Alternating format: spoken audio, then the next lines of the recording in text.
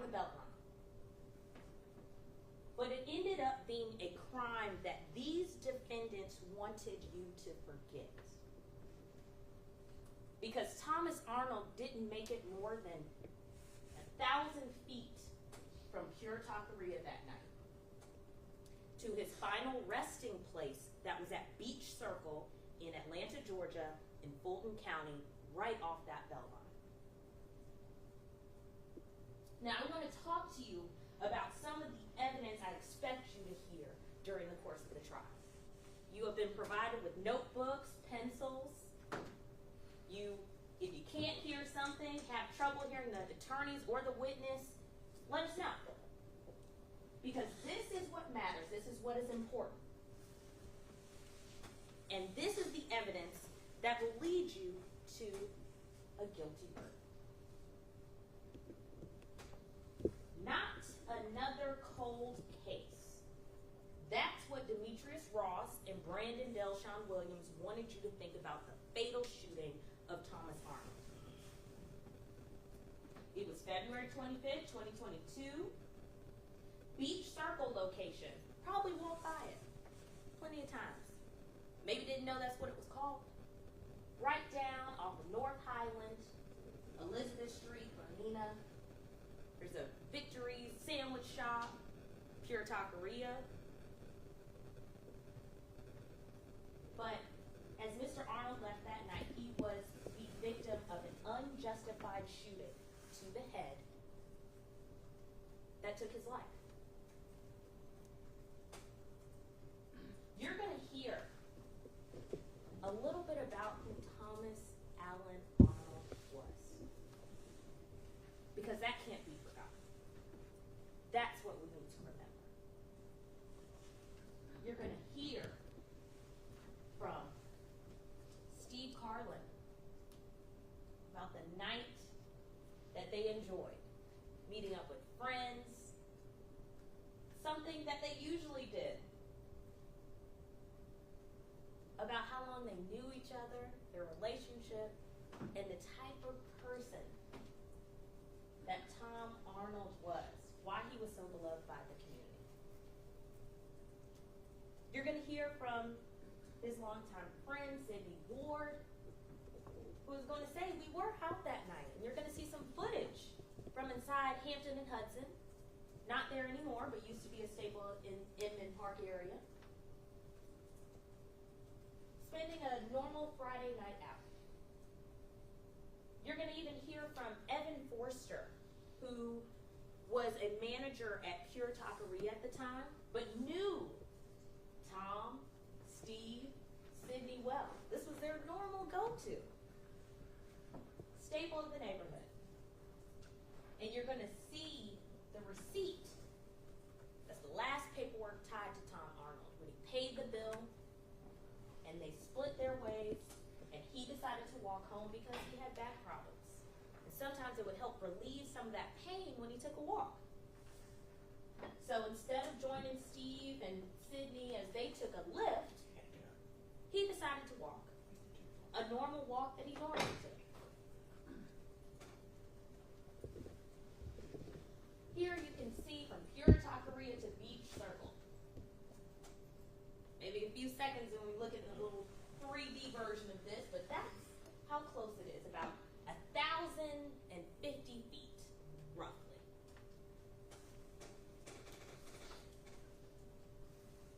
But that's where the crime that these defendants want you to forget occurred. See, minutes after we see on video surveillance Tom Arnold walking down Elizabeth Street, crossing over Bernina, and heading onto that Beltline, he goes out of view. We don't have any camera footage of Beach Circle.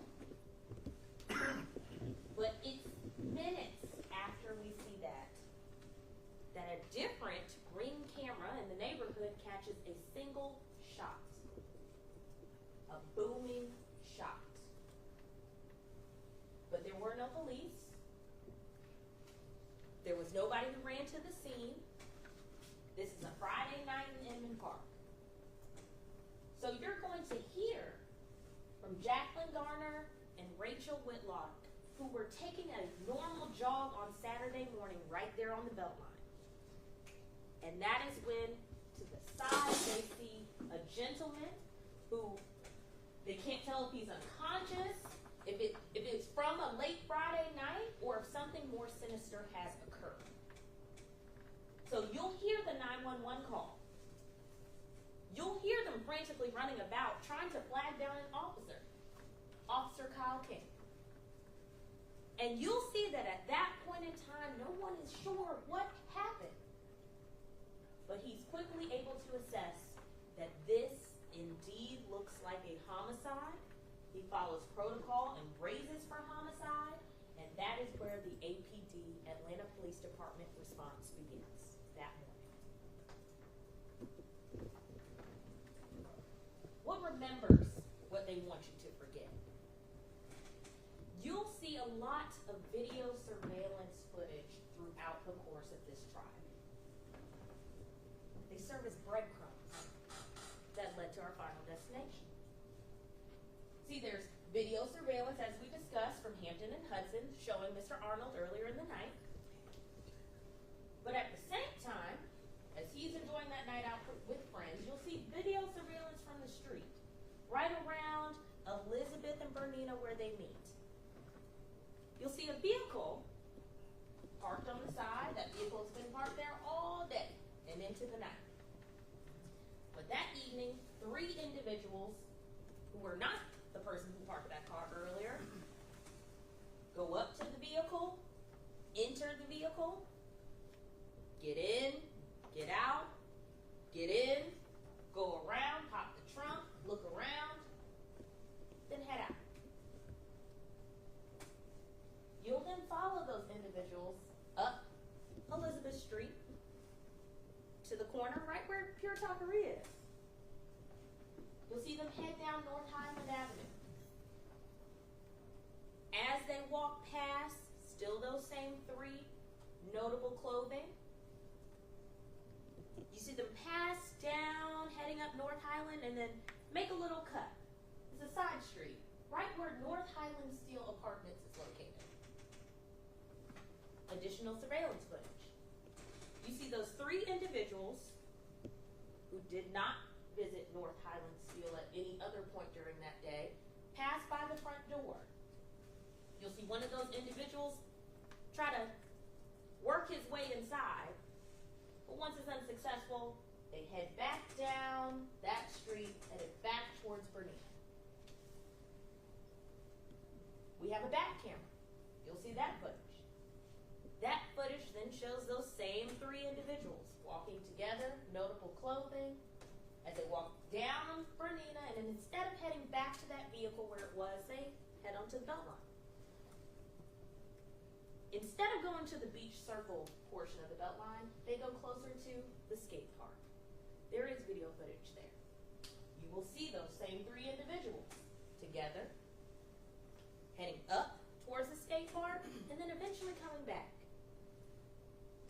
Then you see them veer off of the camera screen, but not towards Elizabeth and Bernina, because we have that footage, not towards the other side of North Highland, where you can take another turn off of the Beltline,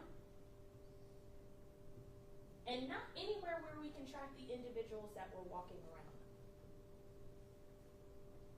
See, the only people we don't see anymore on video footage after that point are those 3 individuals and then Thomas Arnold. So it is at that point in the police investigation that you will hear that they released information to try to track down who these persons of interest were.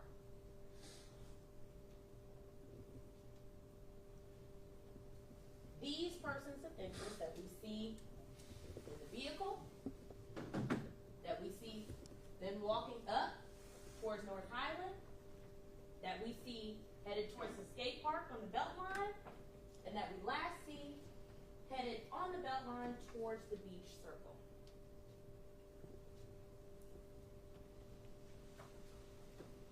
Well, after able to release that information, they find out that there are witnesses that remember some information that the defendants would rather you forget. You will hear from Shaquan Crawford.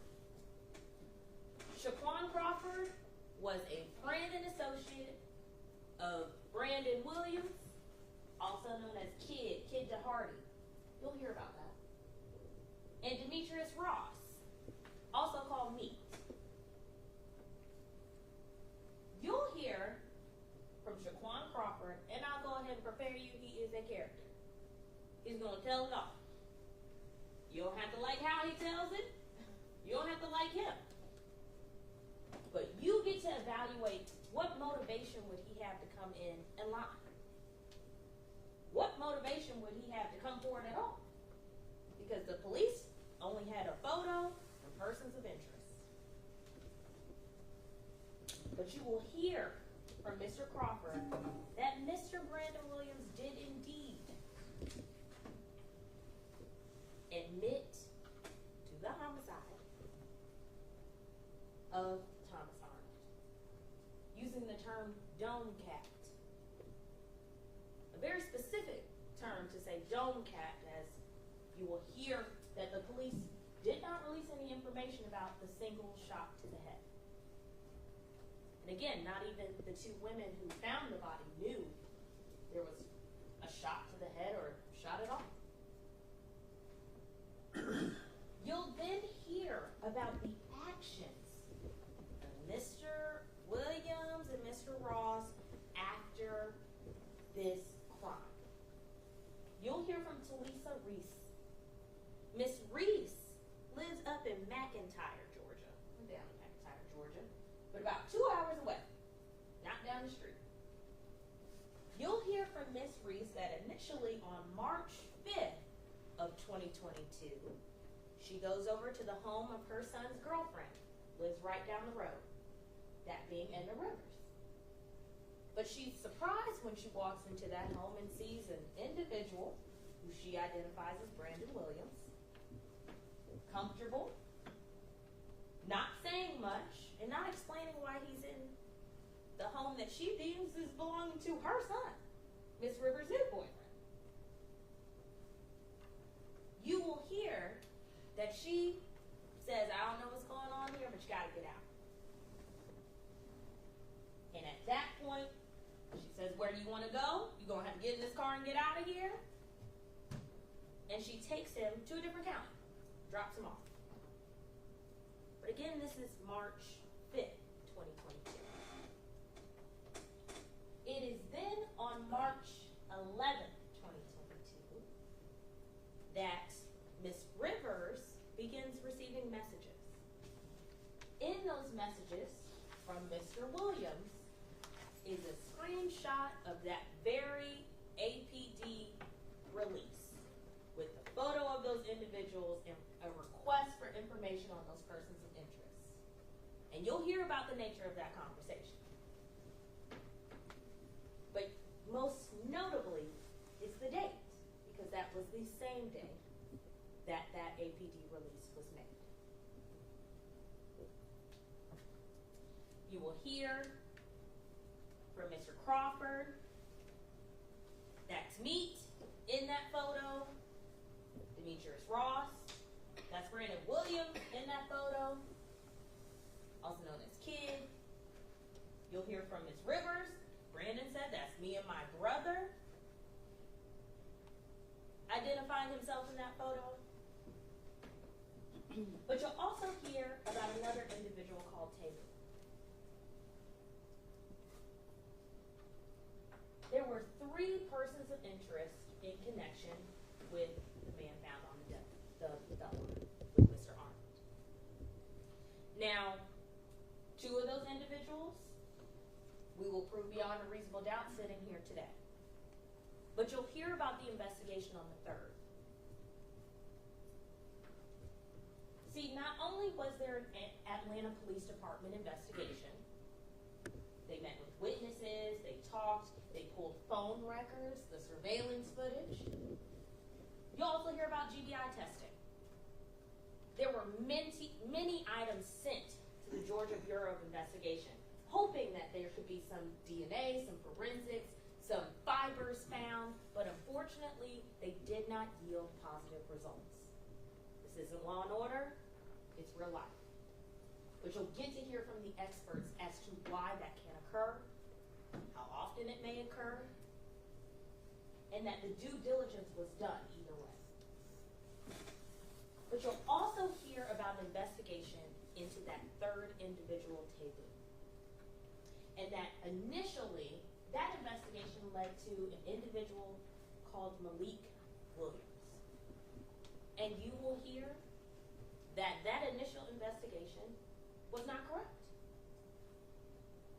Through additions by the DA's office here, they were able to look at phone records, see who is tied to the scene, who is not, to interview alibi witnesses, to see if Mr. Malik Williams was even in Atlanta at the time. And when that due diligence was done, the conclusion was met that Malik Williams was not taboo, and he was clear.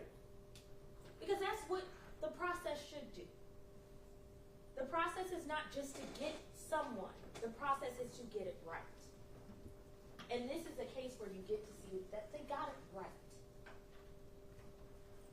See, the phone records and the phone numbers tied to Mr. Williams and Mr. Ross yielded positive results, showing their phones pinging off towers in that Beach Circle area at the time of Mr. Arnold's murder. That also was the same evidence that was able to exonerate Malik Williams. It's a thorough investigation. There's nothing to hide there.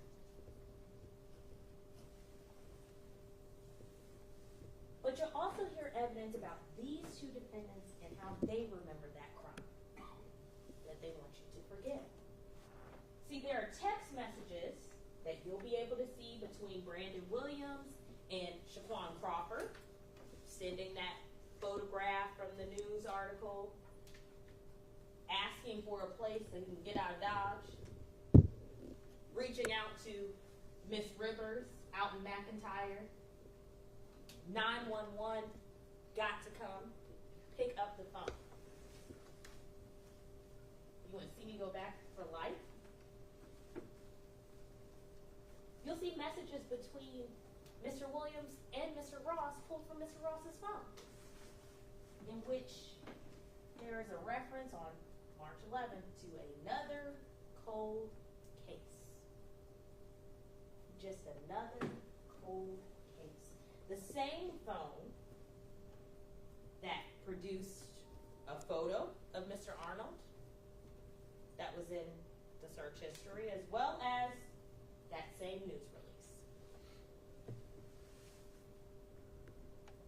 It is the conduct of Mr. Williams and Mr. Ross before, during, and after that you will see during the course of this trial, during the evidence presented, that shows that they committed the murder of Mr. Arnold as parties to a crime, and they are guilty of each and every count. They are together on the video before the shooting. They are together and last seen together right before they head off camera towards that Beach Circle area. They communicate with each other right after the news release about another cold case, about cut your location off, and our secret spot, Plan B.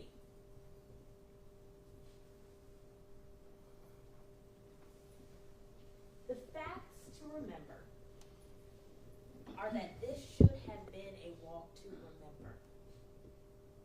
This should have been a walk that Mr. Arnold could have talked to Steve Carlin or Sidney Ward about the next day.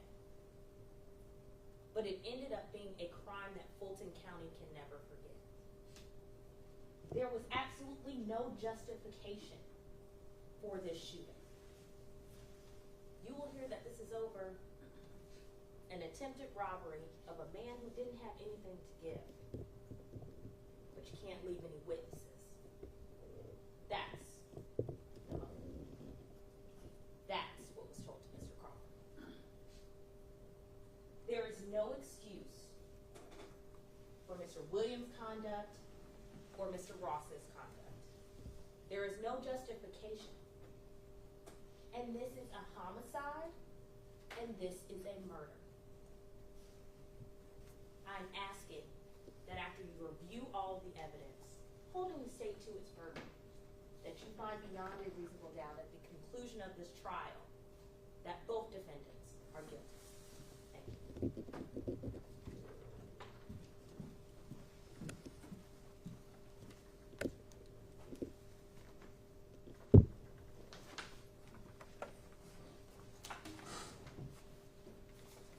Good morning, ladies and gentlemen, jury. Like Ms. Jones-Connor said, we thank you for being here.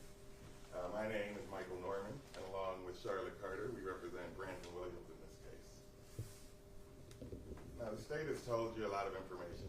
I know that you all listened to the indictment during jury selection. At this point, those are only words. And until the state backs those words up with evidence, that is all they are, and that's all they should be considered. Now, I believe that the evidence in this case is going to show that the person who killed Mr. Arnold will never be in this courtroom. Brandon Williams, you have heard, again from the indictment, may not be an angel. However, I'm going to ask you, and the law requires that you base your decision in this case on the evidence in this case presented in this courtroom and not on Mr. Williams' past. Mr. Williams, on February 25th, 2022, was living with his mother, helping her with various health conditions, thinking about getting up and going to work on Saturday morning, when he decided, like many other people in Atlanta that evening, to enjoy the unseasonably nice February weather and go to the Beltline. He had no idea what was going to happen to Mr. Arnold that evening, like the many other people out on the Beltline. The police department, unfortunately, is faced with a lot of crime on the Beltline. It is not unusual. And given the press coverage of this case, there was a rushed investigation. They needed to make arrests to make people in Atlanta feel safe. In that rush to judgment, there was a rushed police investigation. They relied on limited information from unreliable witnesses. You will hear that the same person the prosecutor mentioned, Shaquan Crawford, who made statements about Brandon Williams, is the person that falsely identified Malik Williams as being on the Beltline that evening. You will hear that when Mr. Williams saw himself on the news as a suspect for murder, he got scared. That is not unusual. The important thing in this case, again, is the evidence presented in this courtroom. And it's important that you pay attention not only to what the state presents, but what they will not present. You will not see any interaction between Mr. Williams and Thomas Arnold on any of the several video cameras that evening. You will not see a gun associated with Mr. Williams in any way. You will not hear that Mr. Williams' DNA was on any of the physical evidence recovered from the scene.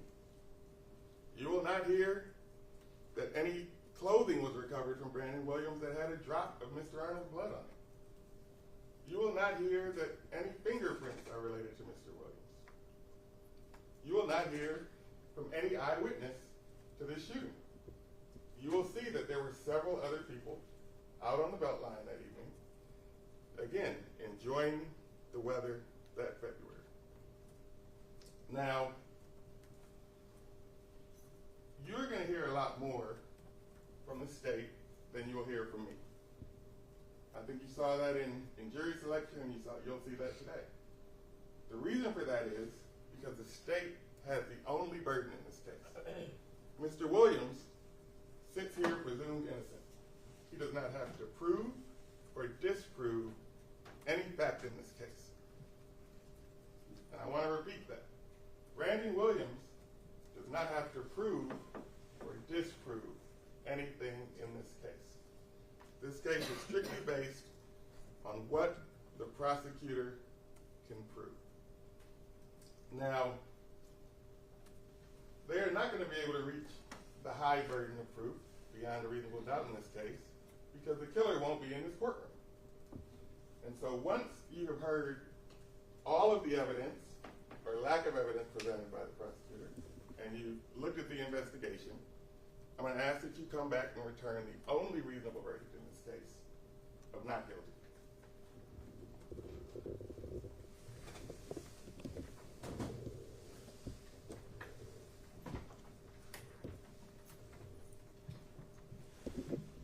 Good morning, ladies and gentlemen of the jury. How are you doing today?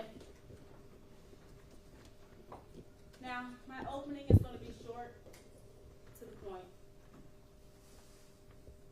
I'm going to tell you why you're here today, your responsibilities as the jury, what I expect the evidence to show, what I expect the evidence to not show. This is a case of who done it. We don't know who done it. Mr. Ross doesn't know who done it. Mr. Williams doesn't know who done it. The state doesn't know who done it. We don't know.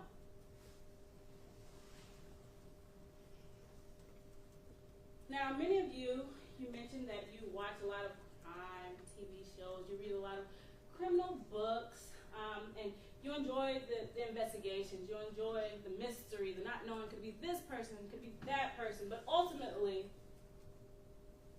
they find the person, they know who did it. But this case is not like that. Unfortunately, we don't know. We don't know what happened.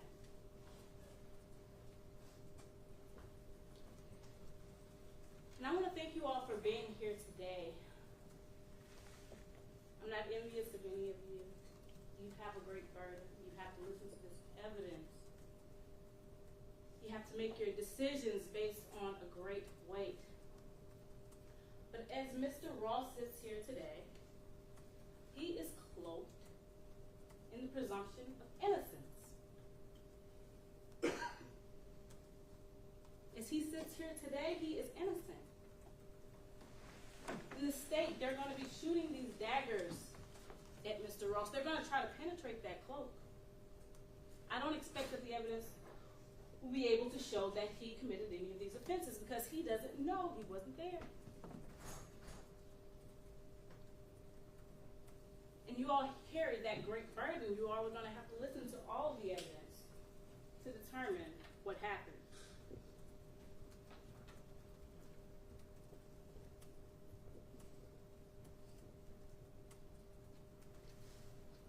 Now, like I said, you all carry the burden. Well, the state carries the burden. They must prove that beyond a reasonable doubt that Mr. Ross committed these offenses. And what is beyond a reasonable doubt?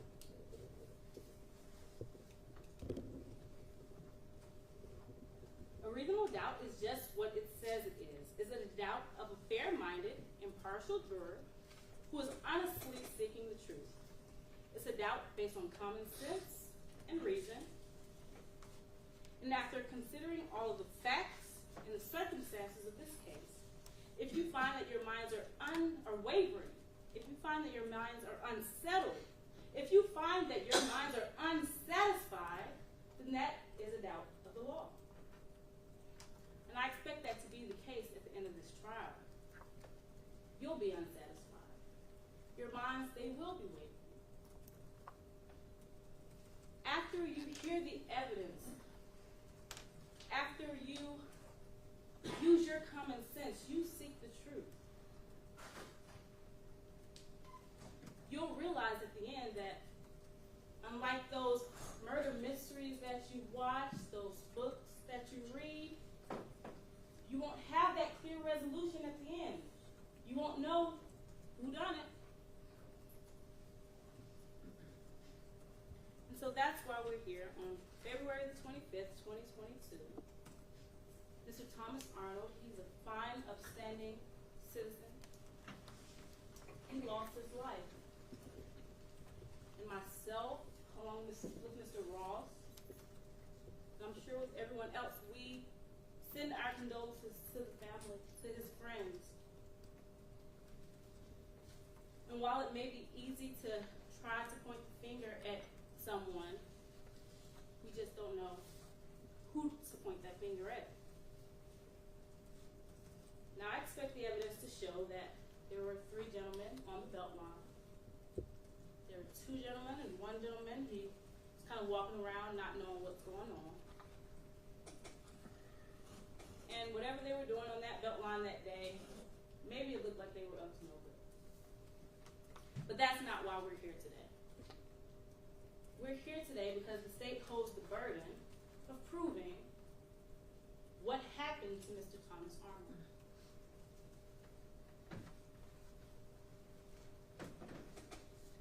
And so, as you sit here today, as you listen to the evidence, as you listen to what the state presents, as you listen to the testimony of the witnesses that will come, I want you to pay attention to the things that you don't see. I want you to pay attention to the things that you don't hear. And when I question each witness, my questions will be very deliberate. They'll be deliberate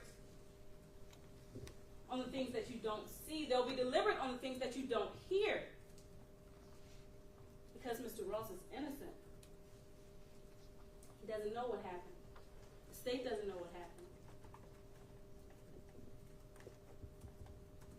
And so I want you to listen to the responses, listen to the things that you want more of, that leave you wavering, leave you unsettled.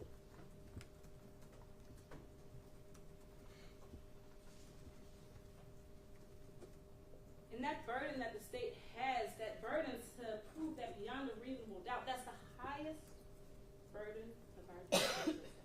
And that is something that you all are tasked with making them reach. And I ask that after you hear all the evidence, you listen to the witnesses, that you find Mr. Ross not guilty. Thank you. All right, let's take a brief break and we'll come back with the first state's witness. All right, for the jury.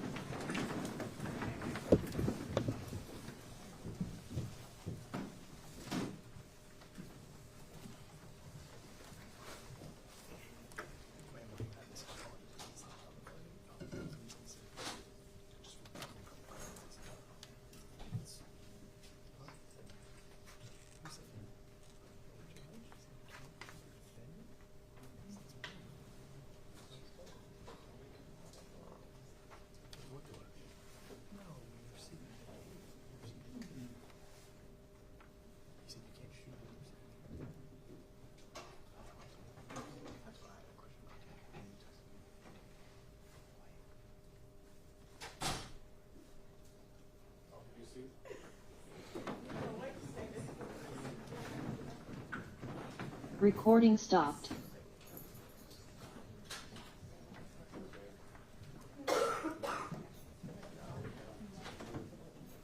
That's crazy. That's not. That can't be great.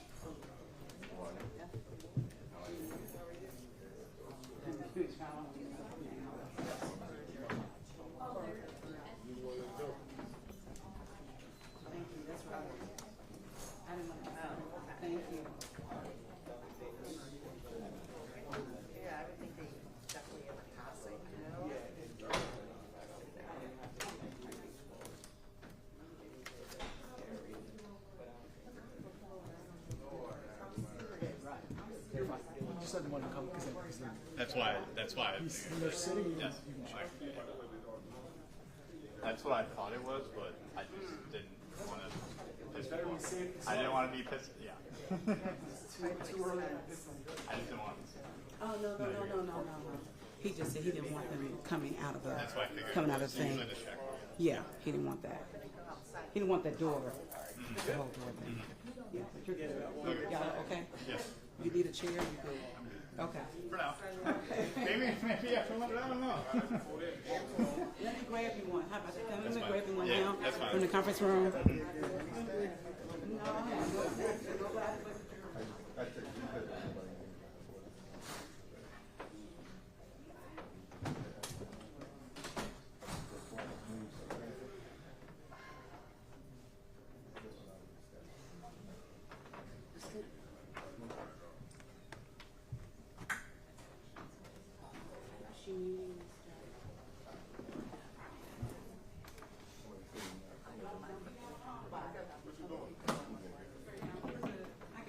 Are you muting this during breaks or is it still on?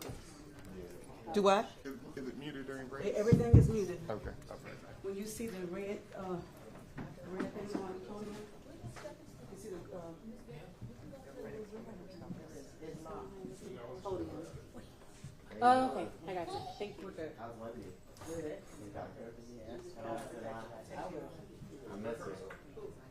No, I just wanted to. You need it. Oh, bless the Lord on myself. Let me go get this stuff. I want you to see this. Nice and clean. Product up here.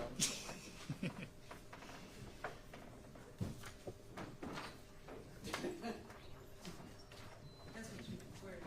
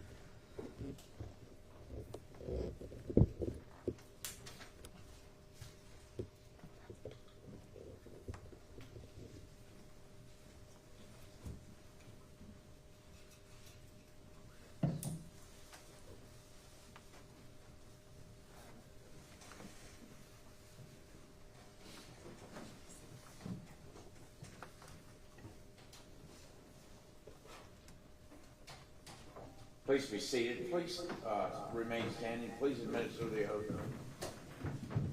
I'm sorry. Y'all may be seated.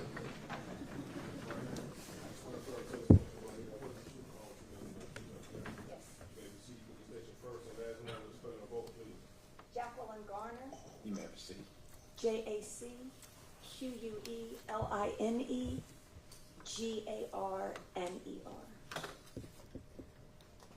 Good morning, Miss Garner. Good morning. And can you please tell us, how are you currently employed? I work at Georgia Tech.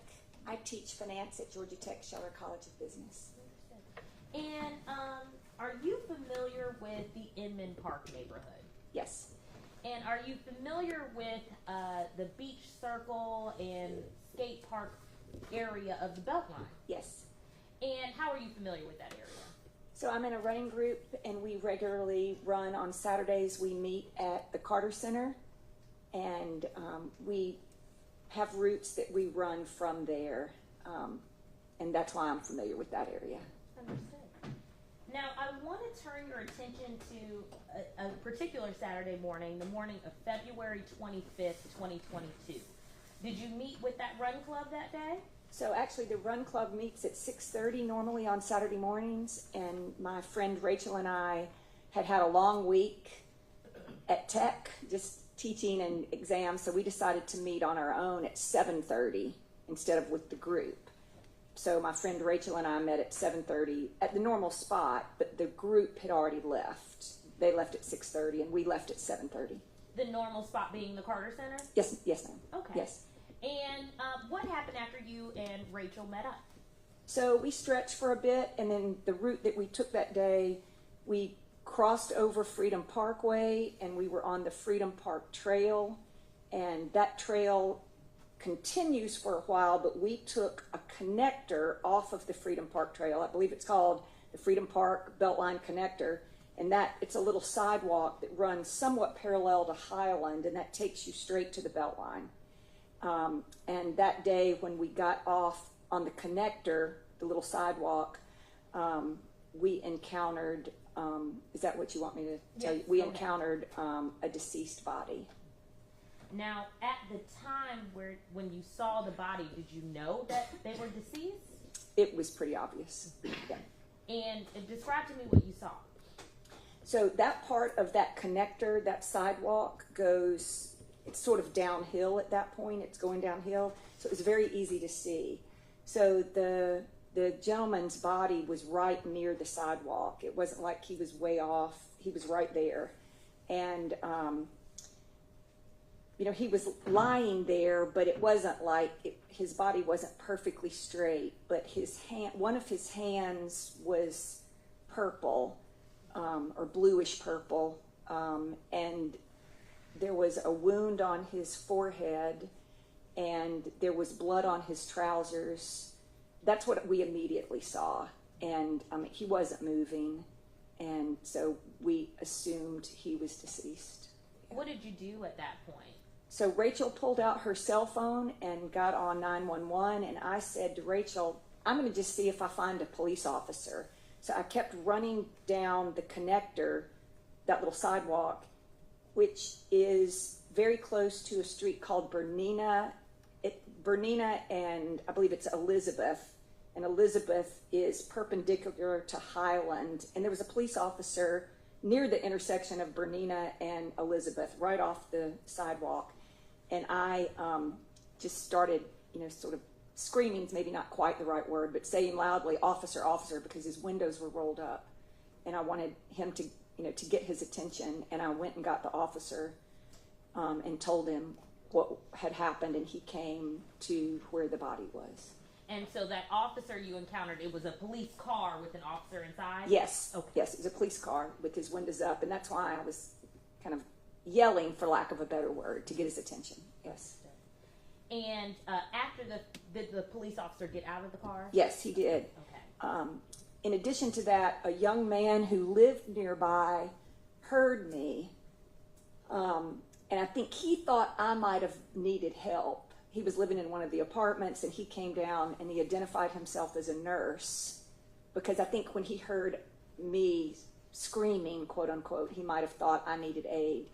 And then that young man and the police officer walked to where the body was.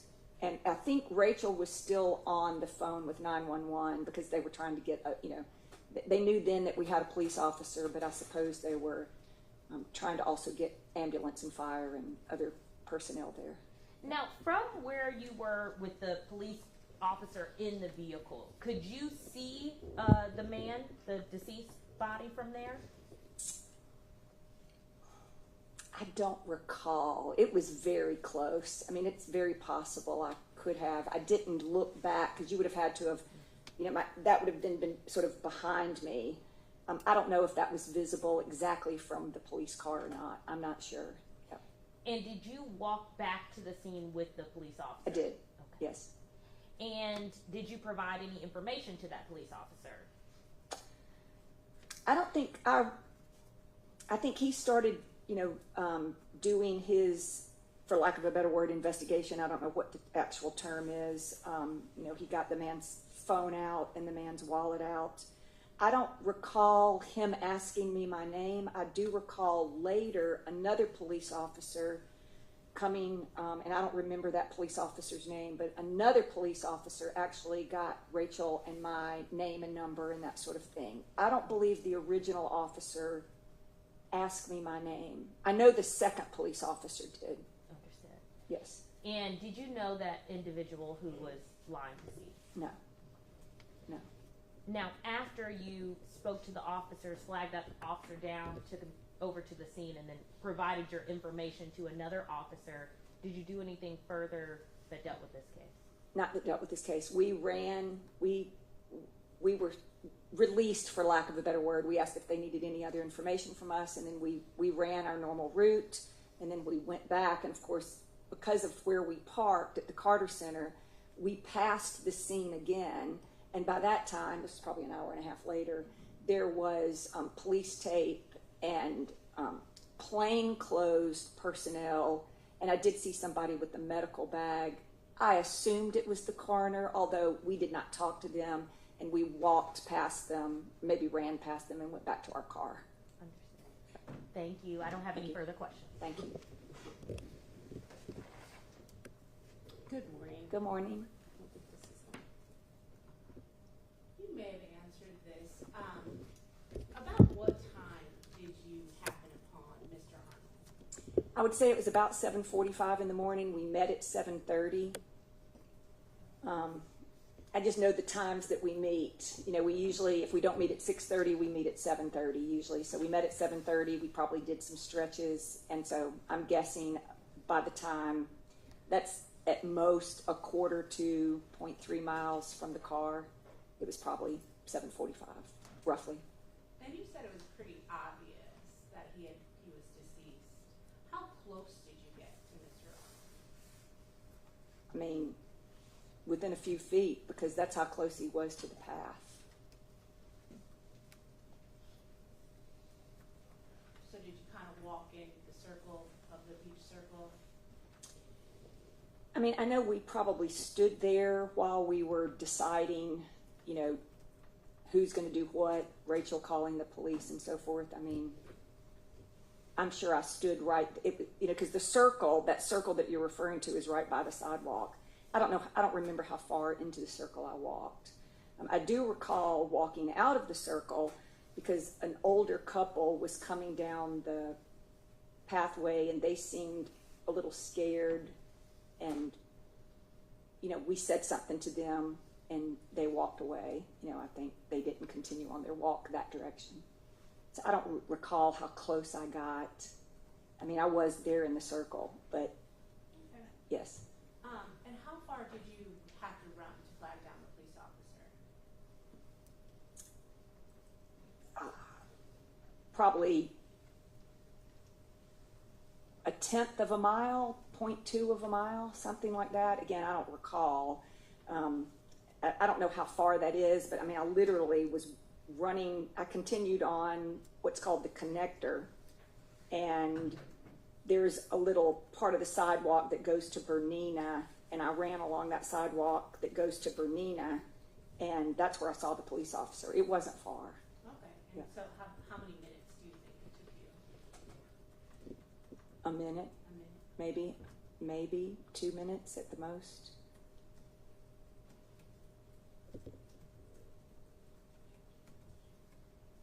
No further questions. Thank you.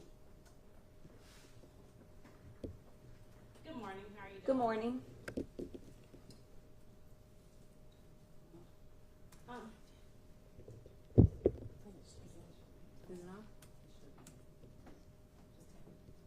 All right, just a few questions for you. Now, how often do you frequent the Beltline, or did you frequent the Beltline back then? At least every Saturday. At least every Saturday. I mean, as long as I was healthy and I wasn't out of town, that's when the running group runs. Do you still frequent the Beltline? I do. Would you say the Beltline is a pretty busy place? It is. Do you pass a lot of people when you're on that Beltline? I do. Again, depending on when you start. Obviously, there's more at 8:30 a.m. than there are at 6:30 a.m. And at that time of year, 6:30 it's dark, whereas 7:30 it's not.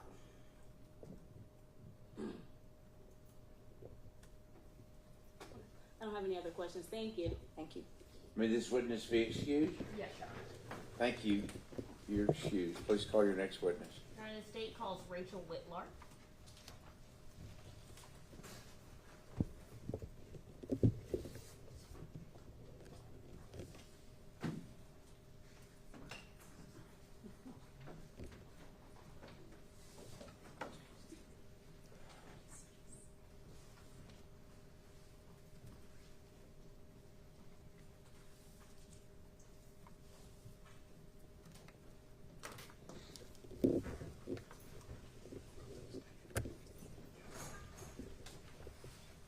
Good morning. Please remain standing and raise your right hand. You swear firm testimony to like the court, the truth, and all truth, and nothing but the truth, so help you God. Maybe see, please, that's your first and last name, spelling both names for the record. Spelling of both, Rachel Whitlark, Rachel, Whitlark. Good morning, Miss Whitlark. How are you? All right, thank you, and you? Doing well, thank you. Now, can you please tell us how you're currently employed? I'm a professor at Georgia Tech. And do you know a Jacqueline Garner? I do. How do you know Miss Garner? I met her at faculty orientation, and we have been friends and running buddies ever since, as she is also a professor at Georgia Tech. Very nice. And you say running buddies. Are you all part of a running club? Yes. Okay. And as part of that running club, are you familiar with the Inman Park area and the Beltline? Definitely. Okay. How often would you say that you run in that area? So it has varied over my 9 years living here, but at least every Saturday for probably all of those 9 years, and then other runs that I would do on my own multiple times during the week. And what route would you normally take doing a run around that area? So on a Saturday morning, we have historically met to begin at the Carter Center. So we park in the Carter Center parking lot, and then we take, depends on the direction of travel, but if we are going the Beltline route, we run down from the parking lot on the Freedom Trail, and the Freedom Trail has a little spur, I guess I might refer to it, that dumps you off onto the Beltline. And so our typical running route is from the Carter Center down the Freedom Trail onto the spur and then onto the Beltline and left or right depending on wherever we're going in the city. Understood. So after you pass the spur, do you pass Beach Circle? Do you know that location? So I don't know the circle by that name, but I know sort of where you could, if you needed to like duck into Inman Park or go up to Highland, or there's also the trail sort of above you. There's, you know, lots of little streets that intersect in that little sort of quad area, if you want to call it that. Okay. And I want to turn your attention to a particular Saturday morning, that being February 25th, 2022. Okay. Who were you with that morning? Jacqueline and I were running by ourselves that morning. And did you take your normal route? We did. Okay. Did anything occur while you took that normal route? Yes. Tell me about that. It was an atypical day in that we made it from the Carter Center, down the Freedom Trail, onto the spur, and didn't actually even make it onto the proper Beltline because we came across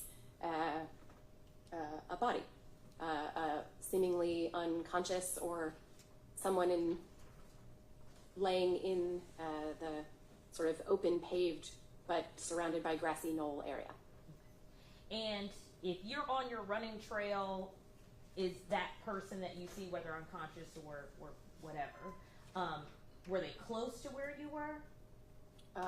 Close, yes. They were not on the trail, the paved path where we were running, but set off to the side, but not terribly far away. What do you do at that point? At that point, I take my cell phone, which is attached to my arm on an armband, and call 911. And before today, did you listen to a portion of that 911 call? When you called me yesterday, you and I listened to a portion of that call, yes. And in listening to that call, did you recognize your voice? I did. Okay, and was that a fair and accurate copy of the call that you made on February 25th, 2022? Yes. Okay. Your Honor, at this time, the state would tender State's Exhibit 2. No objection. No objection, Your Honor. So admitted, you may publish. Thank you, Your Honor.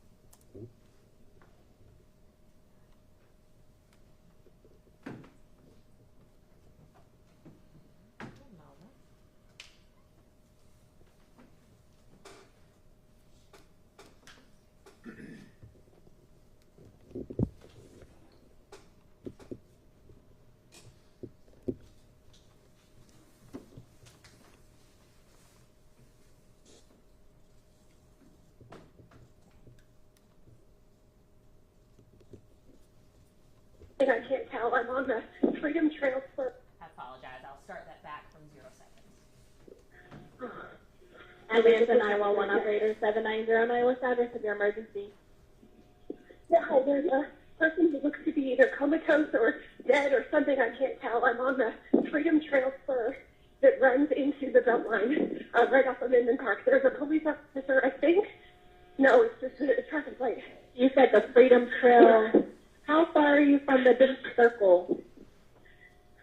From the beach circle? I don't know what that is, but let me tell you what the street is. Is it Bernina?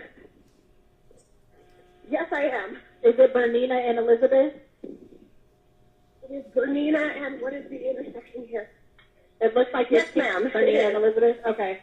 Is the person moving at all? Honestly, I didn't get close enough to see. I can't tell. Let me get the ambulance. Face is bloodied. Let me get the ambulance on the line. Hold on 1 second.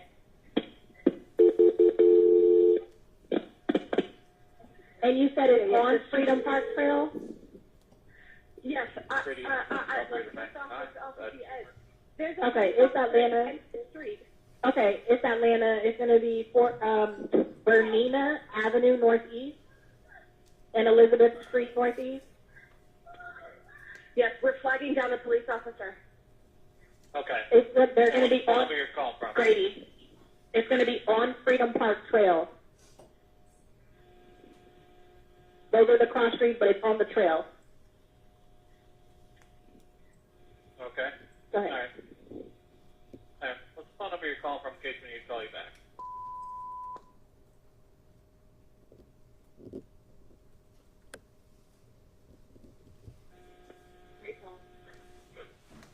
All right, tell me exactly what happened.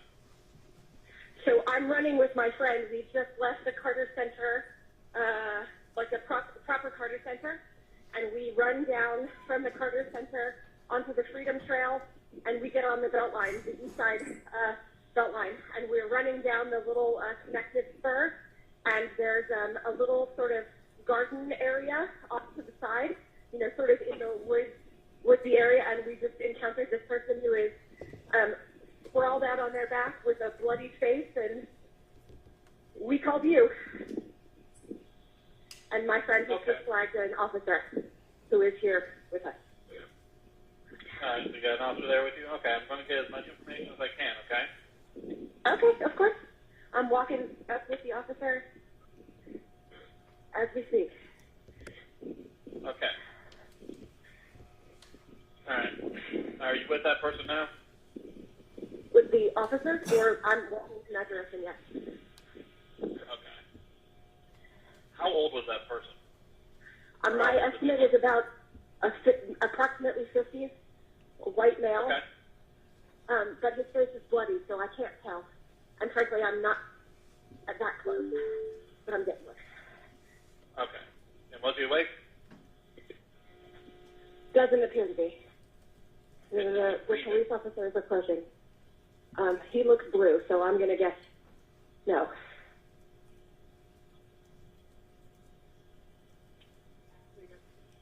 Yeah. The police officer is approaching. His hands are blue. Jacqueline? Okay.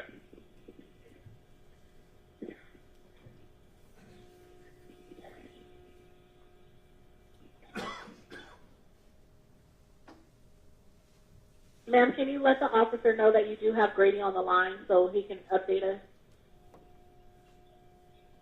If you're close to him. He's speaking into his intercom. Oh, so he's probably notifying us. Okay.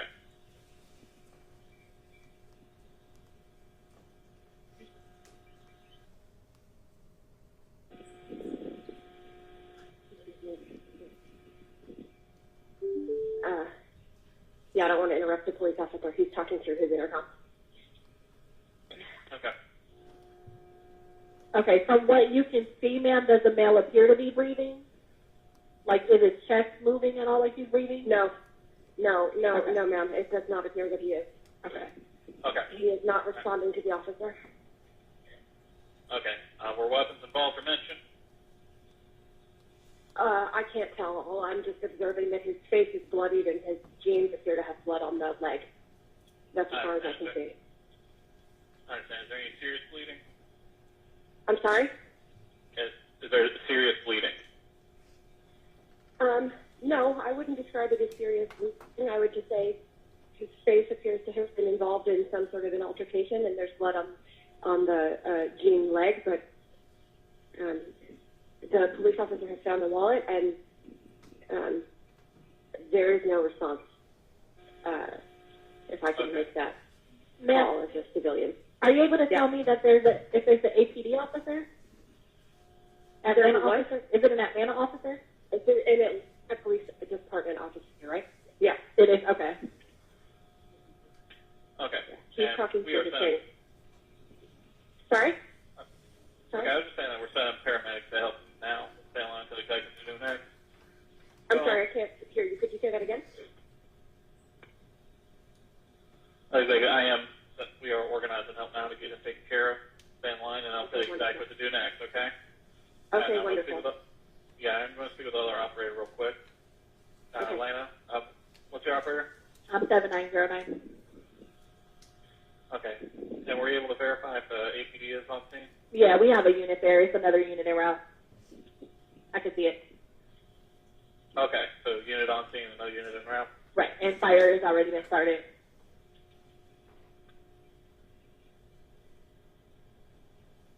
I appreciate that, ma'am. Grady, And if I can, I'm sorry, just so you know, that they did put it here. It looks like they have 901 notified as well, and it's a possible 48. okay. All right, I'm going to All right, disconnect. Yes, ma'am. Okay.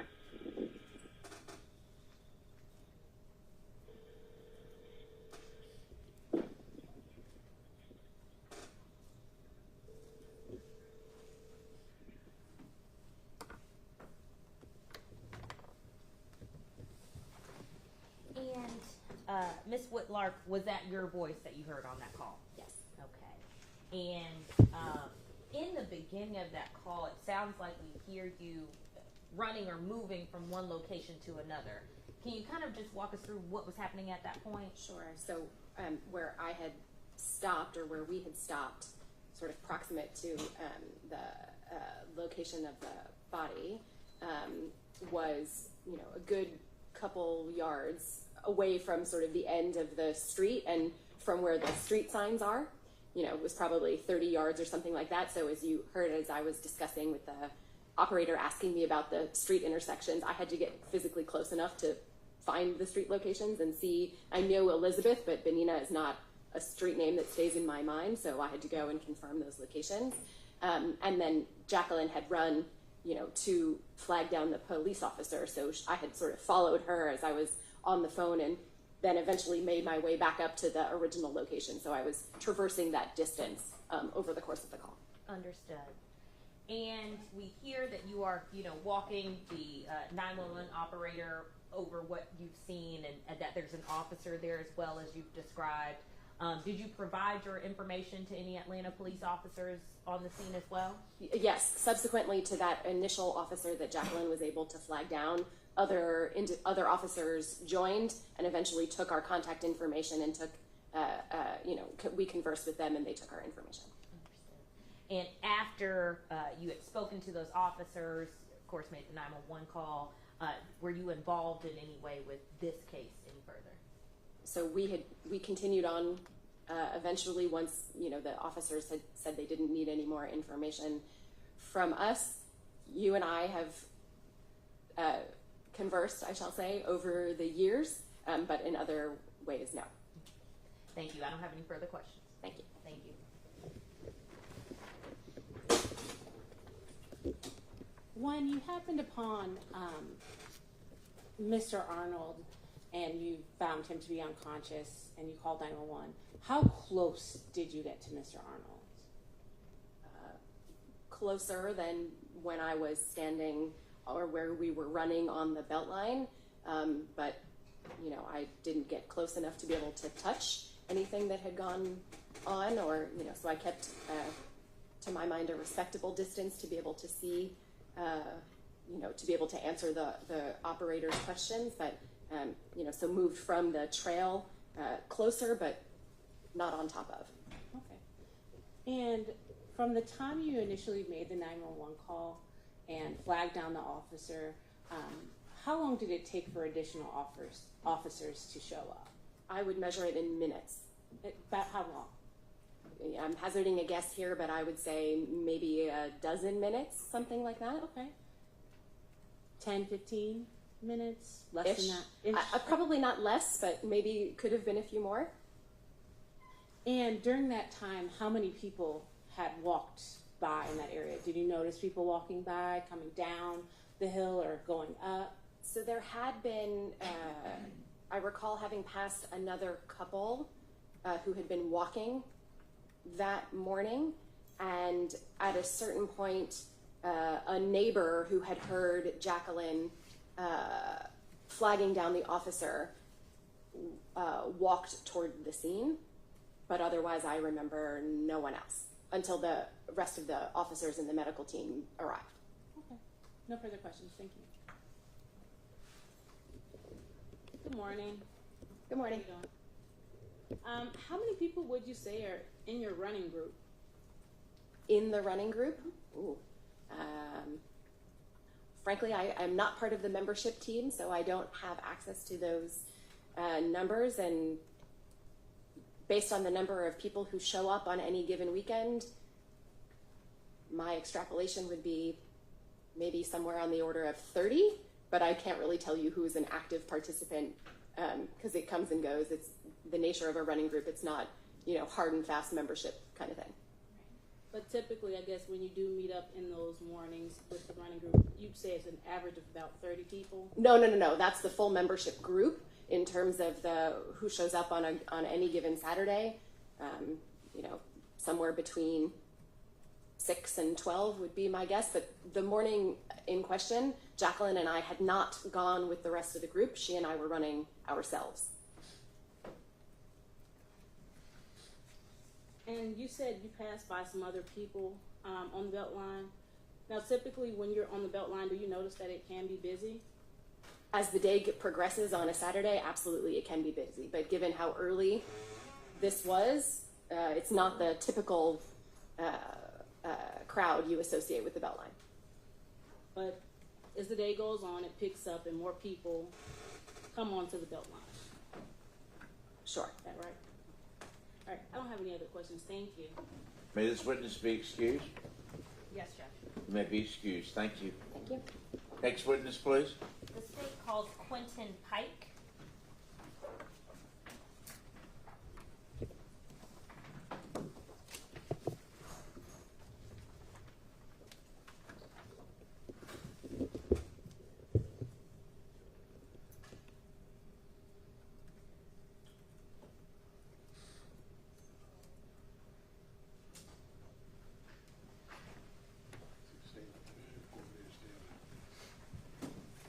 Good morning.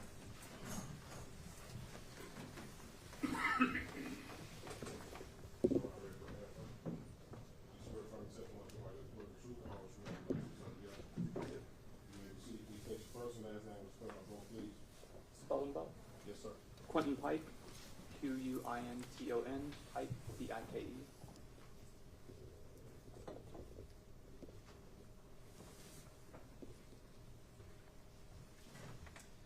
Good morning still, Mr. Pike. How are you? Doing great. Good. And, Mr. Pike, do you currently live in Atlanta? I do not. Okay. Do you work in Atlanta? I do. Okay. What area of town do you work in? Inman Park, How long have you worked in that area? 5 or 6 years. And where do you work? 331 Elizabeth Street. And I am going to approach you with what has been previously shown to council and marked as State's Exhibit 11. If you could, take a look at State's Exhibit 11 and let me know if you recognize that at all. Yeah, that's the front of the building that we work in. That's the front of that 331 Elizabeth Street location where you work? Yep. Okay. And a fair and accurate depiction of that area? Yes. Okay. Your Honor, at this time the state would tender State's Exhibit 11. No objection. No objection, Your Honor. So admitted. You may publish. Thank you, Your Honor. And in just a moment, you will see a copy of State's Exhibit 11 on the screen in front of you.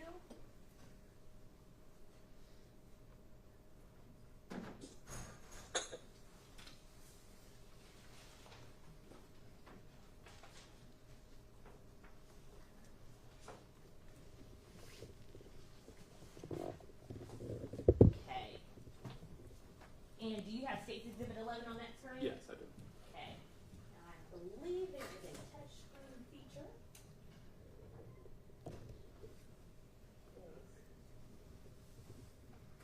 Okay. If you could use your fingers and just on that touch screen and show us where the 331 Elizabeth Street location is where you work.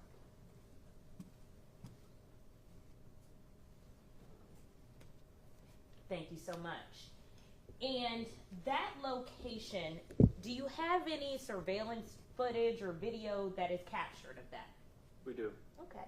And is it just in this front area where we see it? Is it surrounding the building? Tell us a little bit about that. It's around back, so our offices are on the 2nd floor. And so if you go up the alleyway, around back is where the camera is. And what does it capture on a normal day? What am I looking at? Like a parking lot, a street? What do we have there? The alleyway between this building and the one behind it.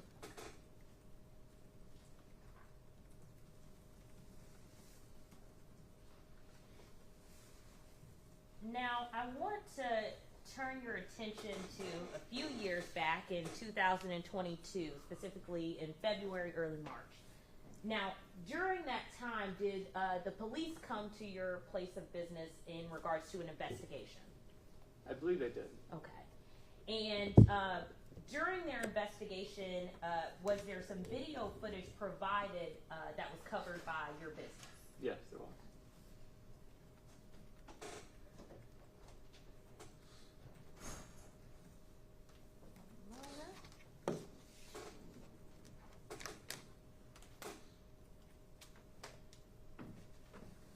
I'm showing defense counsel with what has been marked as State's Exhibit 8.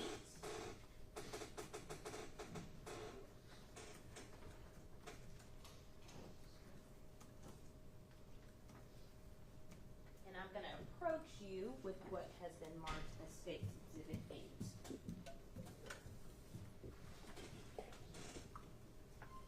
you recognize what's pictured in State's Exhibit 8? Yeah, that's the entrance for our office. Okay. That's the camera footage. And so that's the camera footage provided to police related to their investigation in 2022? Correct. Your Honor, at this time, the state would tender State's Exhibit 8. No objection. No objection, Your Honor. So admitted, you may publish.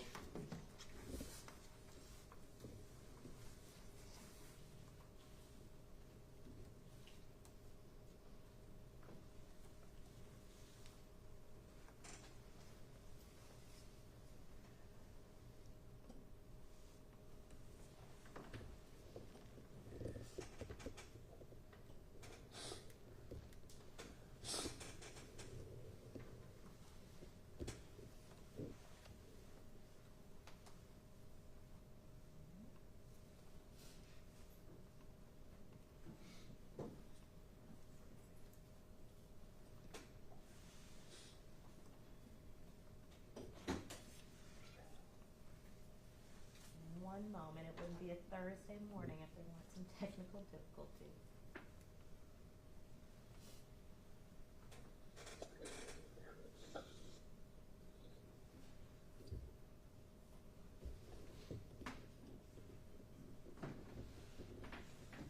At this time, I will publish State's Exhibit 8.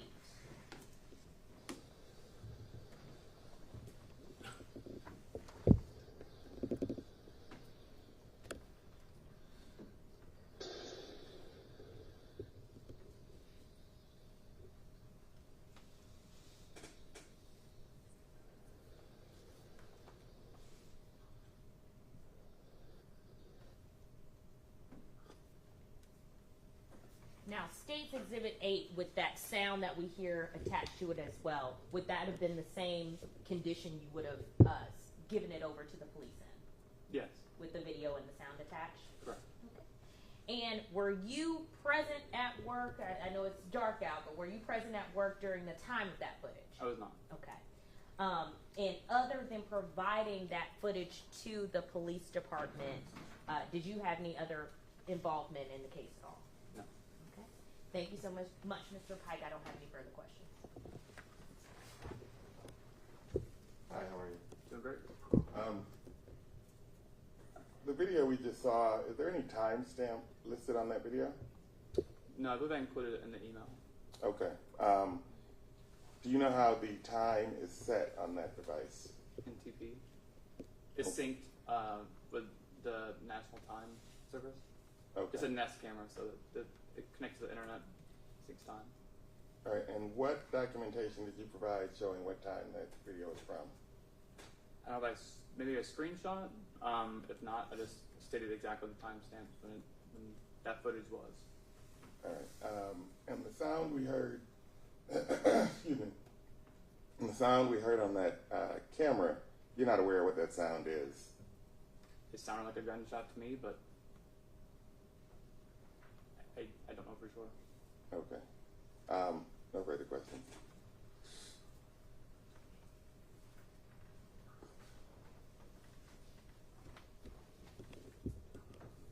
Good afternoon. Good morning. I'm sorry. I don't have any questions. Thank you. May this witness be excused? One moment, Judge. I have one question.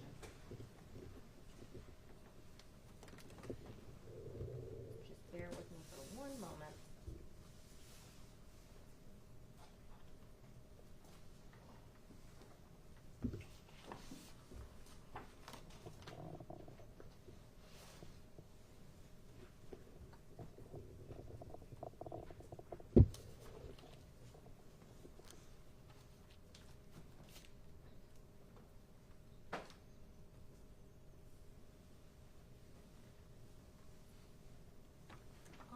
Now, Mr. Pike, you stated that when you provided the footage to the police, the timestamp would have been included with that as well? I'm sure I included it in the email. I don't know if it's on the footage or not. Okay.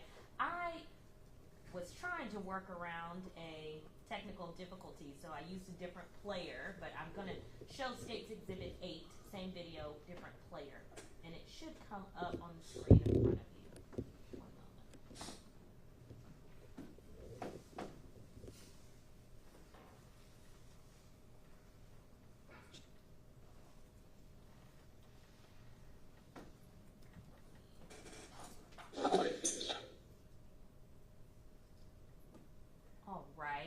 Now, what we're looking at on the screen, still that same camera footage and that view of around your office? Yes. Okay.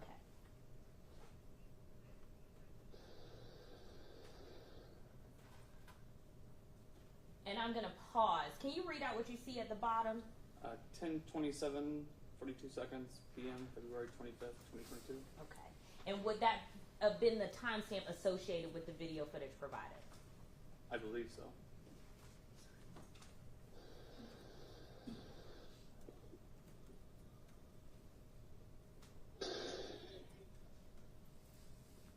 And pausing at the 12-second mark, was that the sound that you referred to that sounded as a gunshot? Yes. Thank you. I don't have any further questions, Judge. Brief. Do you know where, did you put the words at the bottom of that video, or are they on the video as it is delivered? I didn't change anything. Okay. Just exported it from Nest and give it to email it to the detective. May this witness be excused? Your Honor, I have Certainly. a follow-up question, Your Honor. Now, you said that to you it sounded like a gunshot. Is that right? Correct. But it could have been any other kind of sound. Is that right? Objection, Your Honor, calls for speculation. Did you can rephrase, please? This sound could have been a multitude of things. Objection, Your Honor, still calls for speculation. Your Honor, I don't think it calls for speculation. All right, I'm going to overrule. I'll grant you some leeway. You can answer the question. It could have been a multitude of things that the sound was. Sure. Thank you. No other questions. May this witness be excused? Yes, Judge. You may be excused, sir. Thank you. Please call your next witness. The state calls Officer Kyle King.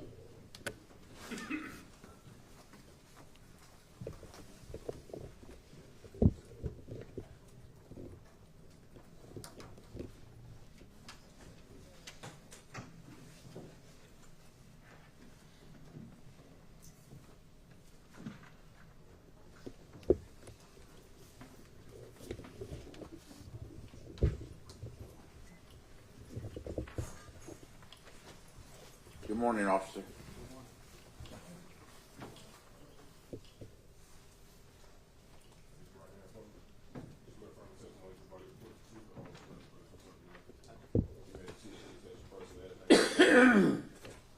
My name is Kyle King. First name K-Y-L-E, last name K-I-N-G. Good morning, officer. How are you today? I'm doing well. How are you? Doing well. Can you please tell us how you are currently employed? I'm a police officer for the city of Atlanta. How long have you been in that role? I was going on 7 years. Okay. And do you work in a specific region or department? I work in Zone 6. Tell us a little bit about what neighborhoods are covered with Zone 6. Zone 6, you have Cabbage Town, Inman Park, like the Virginia Highlands, things like that. There's a couple others. Have you worked that same location all of your years with City of Atlanta? That's correct. Now, a typical Saturday morning, let's say, working in your position, what would that look like? Early in the morning, it's just patrolling. Like we answer 911 calls. So if we don't have a call, we just patrol the areas, may do some traffic. Now, I want to turn your attention to the morning of February 26th, that Saturday of 2022. Did you become involved in an investigation that morning? Yes, I was. Okay. Now, were you working your normal kind of beat, working that same Zone 6? That's correct. Okay. Tell me a little bit about what you recall. I was just patrolling in the morning. I know I was driving down North Highland, and once I reached the intersection of North Highland and Elizabeth, I remember hearing a woman yelling to get my attention.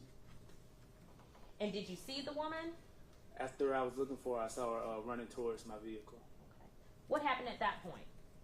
When she got to the car, she told me that she found the body of a male that possibly may be deceased. Now, from where you were at this point where the woman has approached your car, did you see or have visibility of the body at that point? No, I did not. Okay. What did you do from there?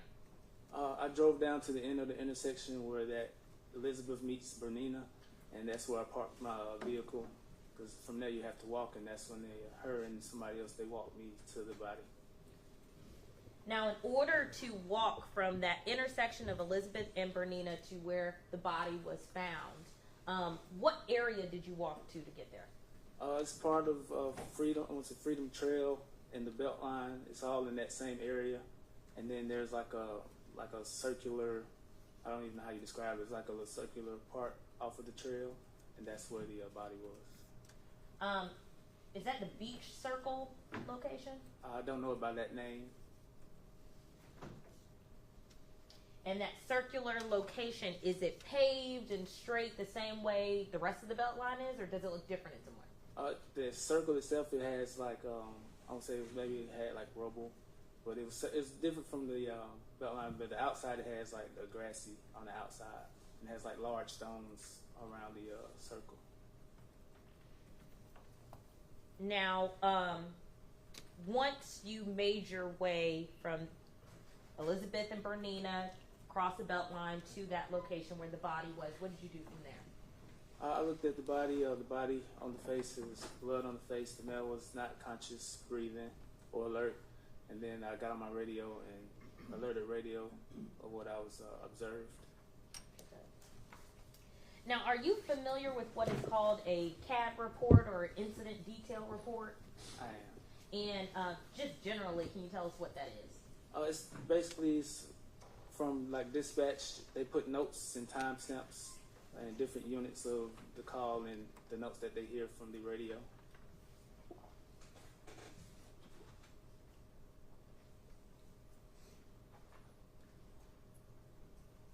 Now, I am going to approach you with what has been marked as State's Exhibit number 3 and has been previously shown to the defense.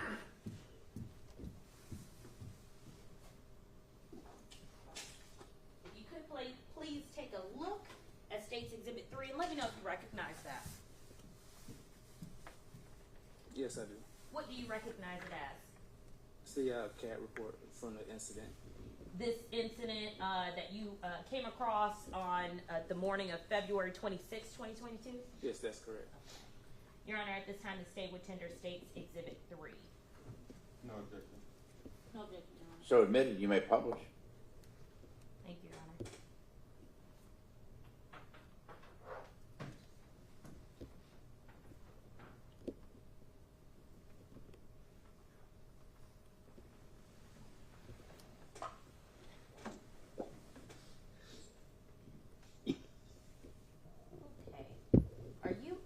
To see State's Exhibit 3 on the screen in front of you, officer? Yes, I can. Okay, perfect. All right, so at the top we have the incident number. Can you read out what that number is? It is 220-570-485. And what's the significance of that number? It's the case number of the incident. Okay. And is there a date and time associated with the incident call related here? Yes, it is. What is that? Incident date again is February 26, 2022, at the time of 7:43 a.m. And that time, does that coincide with when you would have been on scene, flagged down by that woman, and then raised for backup? Yes, that's correct. Okay. And I'm just moving down into the location information section. Can you read out what address we have associated? It's 341 Elizabeth Street, Northeast. And again, is that in that area where we have the Beltline, in that gravel, grassy area that you described earlier? Yes, that's correct. Okay.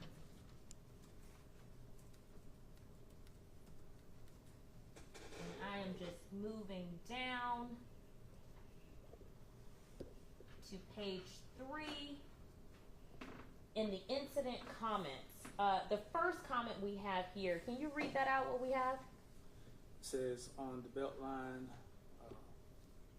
signal 7-8, it's going to be WM for white male, blue jeans, burgundy sweater, brown boots, not alert, conscious, or breathing. And at this point, is there a reason why it says not alert, conscious, or breathing, but not deceased? It hasn't been, excuse me, hasn't been said by a medical professional yet. Understood. And what are you observing at this point? You mean on the screen? No, what are you observing being on the scene at that point? The male that fixed that description, the male's not moving at all, not responding to me being there. Now, as part of an investigation, are there typically photos taken of the crime scene as it would be observed at the time? Yes, that's correct. Okay. And was that completed in this case? Yes, it was. Okay. I'm going to approach you with what has been marked as State's Exhibits 1 through 32, 34, and 35, previously shown to defense counsel. If you could, please take a look at these and let me know if you recognize them.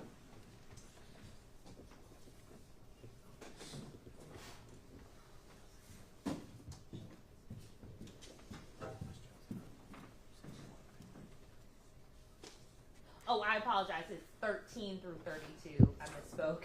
34 and 35.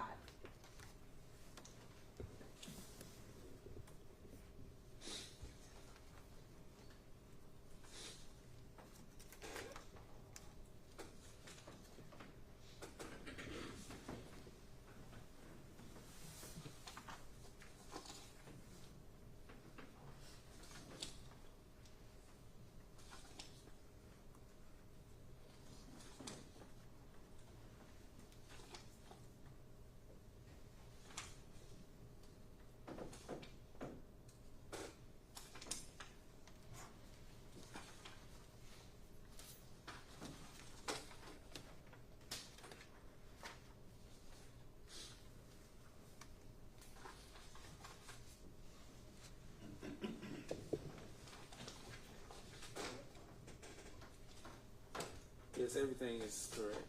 Okay. And how do you recognize States 13 through 32, 34, and 35? As I remember it, as I seen it. The scene at that 341 Elizabeth Street location where the deceased body was found on February 26, 2022? Yes, that's correct. Okay, thank you. At this time, Your Honor, the state would tender State's Exhibits 13 through 32, 34, and 35. We would object to the lack of foundation and authentication in this case. This officer did not take photos. So, Your Honor, the officer was present while these photos were taken, as he's testified. Overruled, admitted. You may publish. Thank you, Your Honor. I'm going to grab State's Exhibits 13 through 32, 34, and 35, and I will place them on the screen to make them a little easier.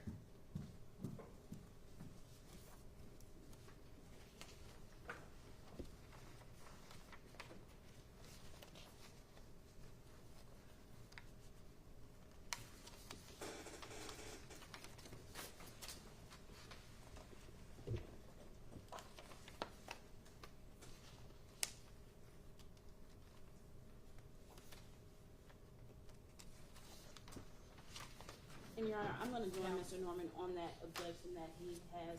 And just in addition, I don't believe this officer can lay the foundation. He did not take the photos. He can't say that they are accurate because he's not the person who took the photos of that incident. I believe the question was asked to the accurately depict the scene that he came upon that morning. Yes, Your Honor, that was the question. Is that correct? Yes, that's correct. Overruled. I'm going to publish on the screen, starting with State's Exhibit 20.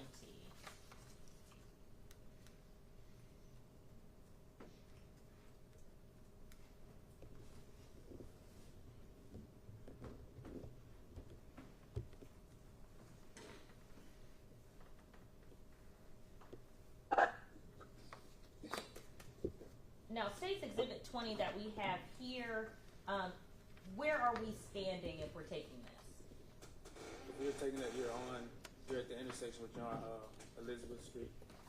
And is that where you were flagged down or where the body was located? Where would that be? That'd be at the intersection of where it leads to the path where the body was found. Understood. And State's Exhibit. Your Your Honor, if we may approach. You may.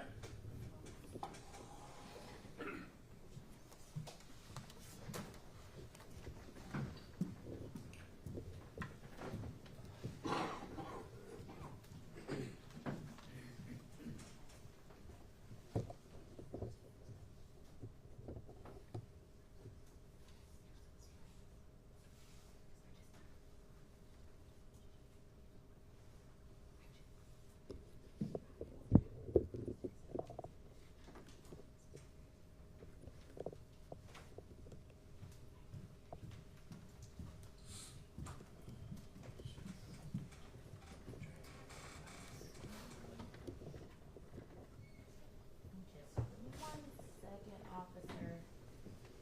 I have to fix a slight issue.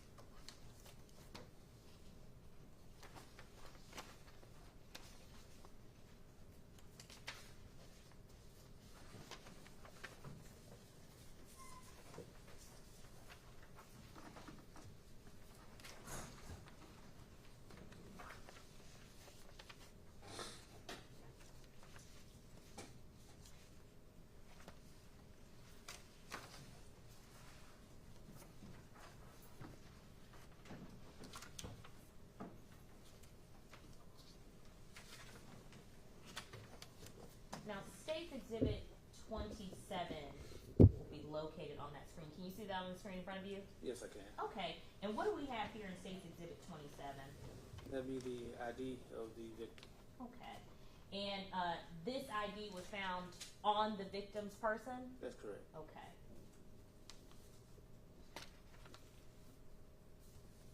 And then I want to turn to State's Exhibit 28.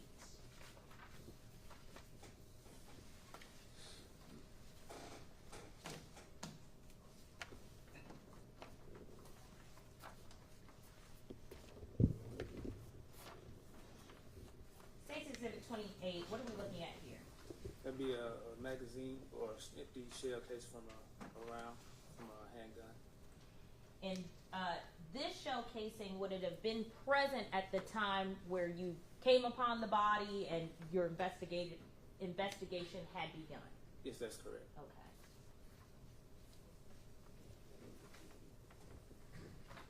And then State's Exhibit 32.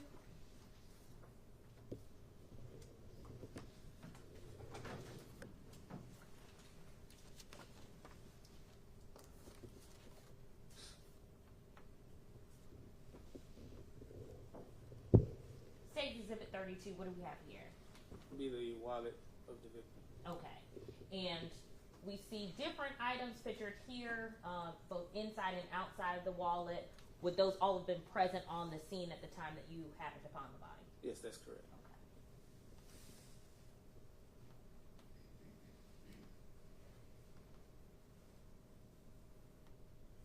And I'm going to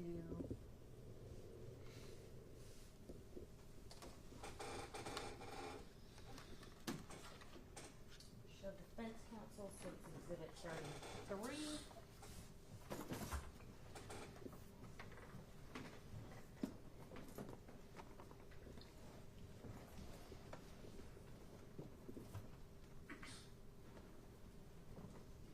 I'm going to approach you with what has been marked as State's Exhibit 33.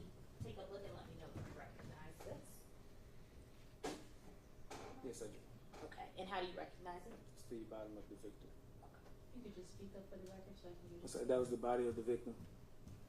And at this time, a fair and accurate depiction of how you would have came across the body that morning. Yes, that's correct. Okay. At this time, Your Honor, the State would tender State's Exhibit 33. No objection. Your Honor, just to continue an objection, he's not the person who's seeking his photo. Overruled. Admitted. You may publish. And State's Exhibit 33 will come up on the screen in just a second.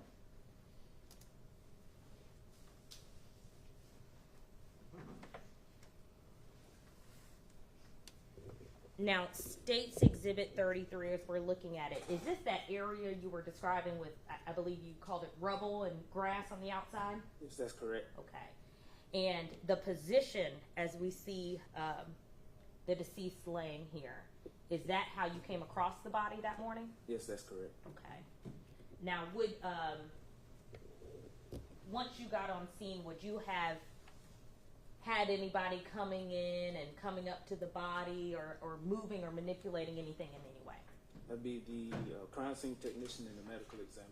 Okay. So all police-related officials? That's correct. Okay. Any individuals who were not police-related, would they have been allowed to come onto the scene, move, or change anything in any way? No, they would not. Okay.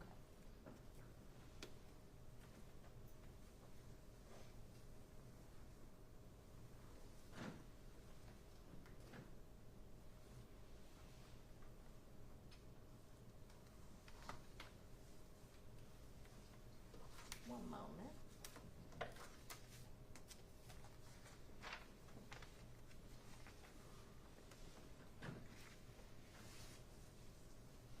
Now, once those, or let me ask this, do any medical professionals, either coroner or EMTs, do they arrive when there's a case like this?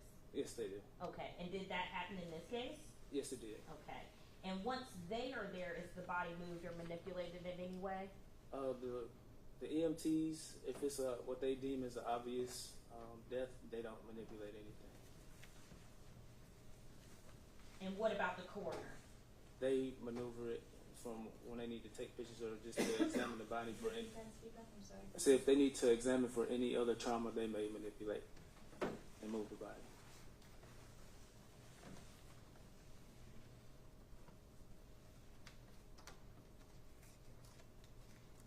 Now on the screen, I'm going to show you what has been marked as State's Exhibit 15, very briefly.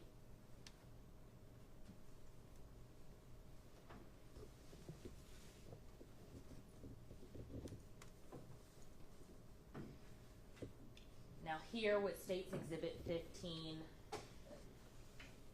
why do we have a hand kind of here? Is that what you're talking about with the coroner's office? Yes, when they're just checking for trauma to see if they can find the impact or the reason, they can find any evidence of why the deceased became deceased, basically. And from your initial observation, when you saw the deceased, were you able to determine that? No, I was not. Okay. And then I want to just briefly show you State's Exhibit 17.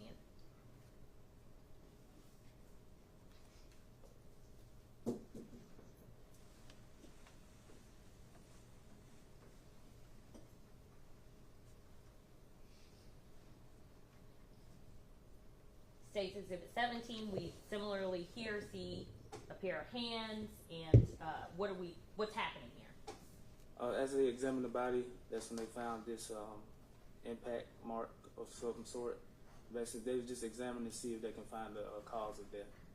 And again, was any of that obvious to you when you came upon the body? No, it was not. Okay.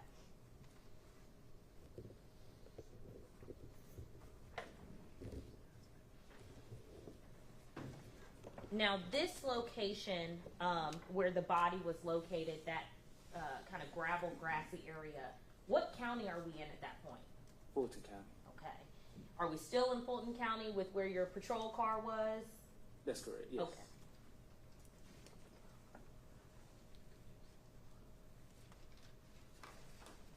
And in your patrol vehicle where you were further down on the road, that's before you got on the Beltline to walk up to the body, is that right? That's correct. Okay. And from your patrol car, was the body visible? No, it was not. Okay.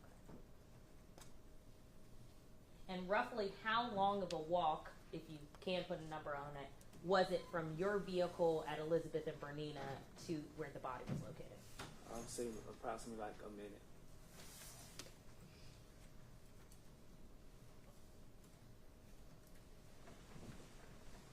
Thank you, officer. Well, let me ask this. After you had, stayed on scene, spoken to those witnesses, raised dispatch, Did you do anything further in the investigation of this case? I did not. I just held the scene as the other unit, homicide unit, arrived on scene. And did homicide arrive on the scene? Yes, they did. Okay. No further questions. Thank you. Hello, Officer King. How are you? Pretty good. How are you? Good. So you were the first officer on the scene, Yes, that's correct. and approximately what time did you arrive? It was like a quarter before 8 a.m. All right. And do you have any idea how long Mr. Arnold had been where you saw him when you arrived? No, I do not. All right. Do you have any idea how many people had come by that area between when he got there and when you got there? I have no idea. All right. And were you responsible for collecting any of the evidence in this case? No, I was not. All right.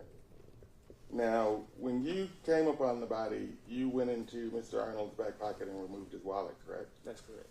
All right. And you also were there when EMS came and placed the sheet over him, correct? Yeah, it was Atlanta Fire. Oh, sorry, fire department. Yeah. And you are correct.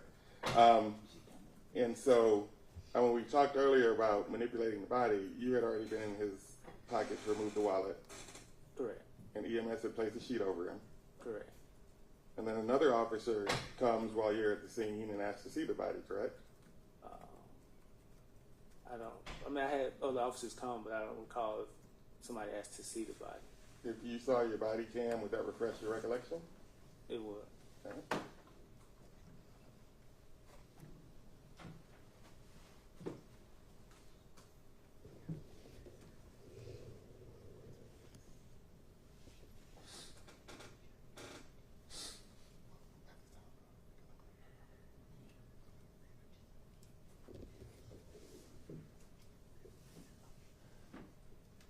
May I approach on it? Certainly.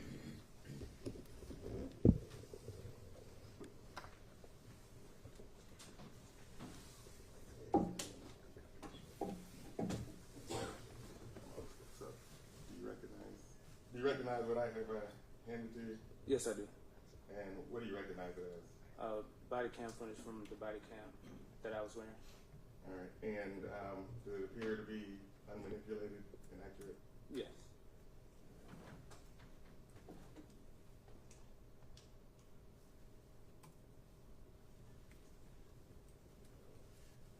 So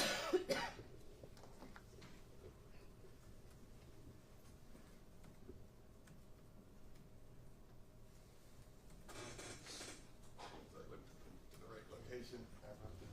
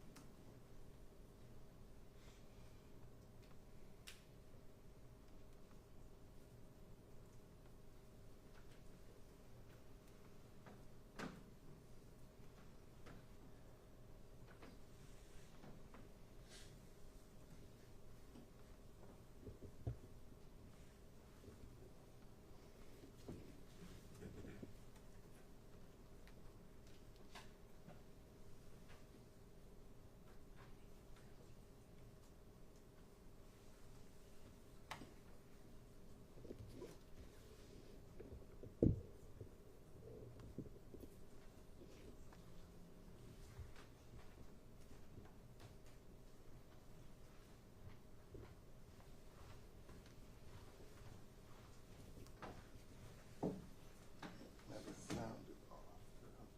I'm just going to let you watch beginning at 20 minutes.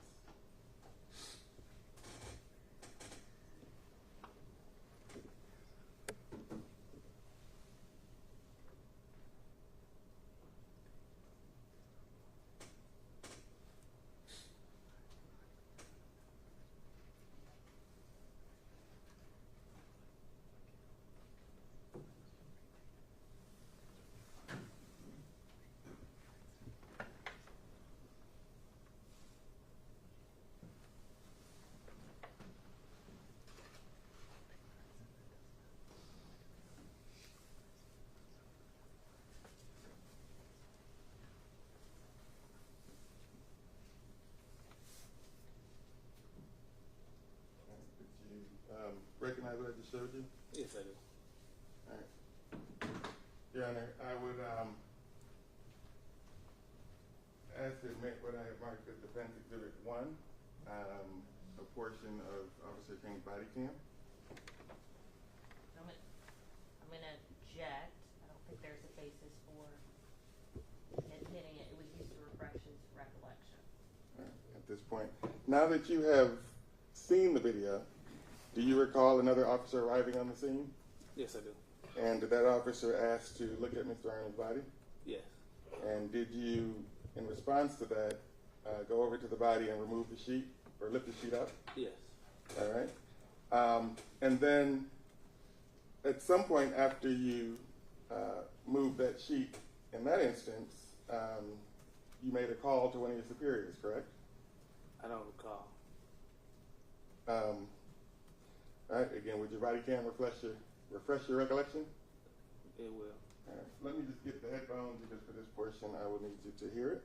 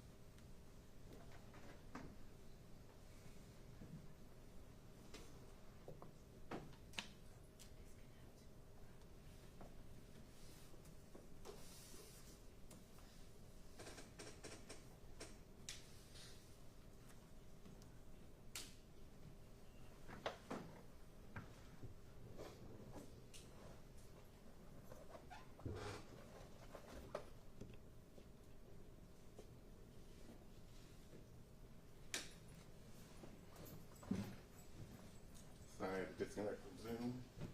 I'm old school. This technology is always. I'm going to hand you back the headphones which are connected. And I'm again going to rewind you to 20 minutes, only this time with the sound on.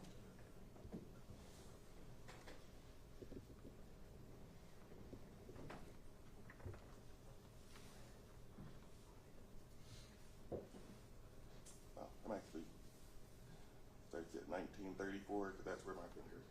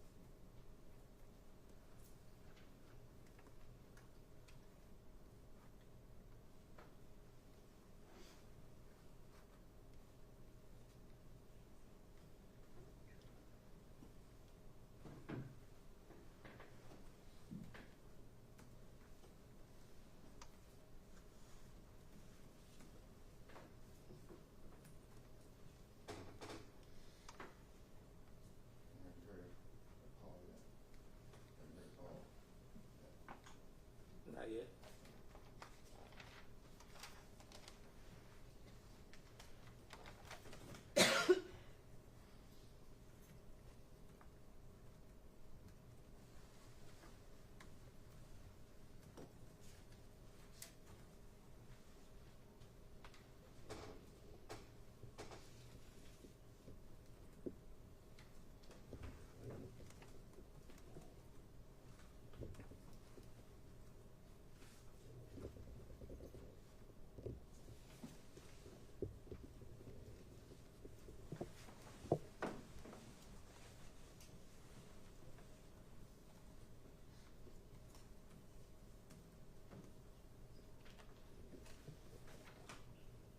I believe we passed that portion.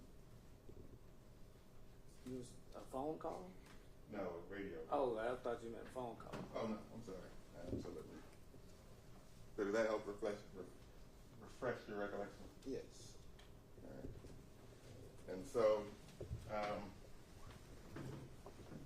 after you removed the wallet and lifted the sheet to show it to the other to show Mr. Arnold to the other officer, did you make a radio call to a superior?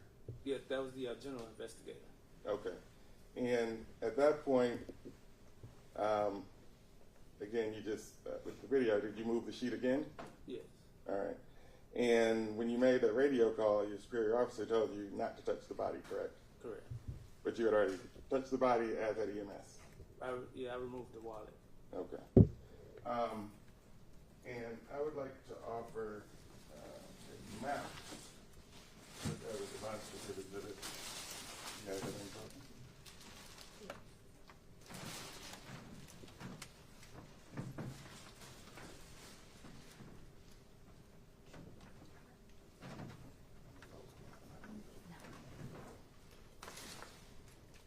And again, I apologize, I'm old school, the computers always cause trouble.